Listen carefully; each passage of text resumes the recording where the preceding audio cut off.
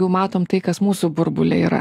Tai aš daugiau gyvenu tam burbulė, kur žmonės tikrai kalba atviriau, siūlo pagalbą, vienas kitam padeda, daugiau dalinasi, nebijo kreiptis. Iš tikrųjų, poreikis specialistų arba noro kreiptis atsirado daug daugiau, negu kad buvo, tarkim, prieš 5 ar 10 metų, bet tenka pasikalbėti ir su kitais burbulais, kaip aš sakau, tai irgi vis tiek yra žmonės, kad nesikreipia, bijo.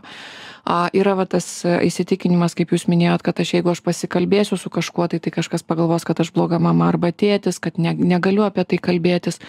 Tai yra įvairiai. Aš nesakyčiau, kad vien tik tai gerėja situacija arba blogėja, bet yra įvairiai.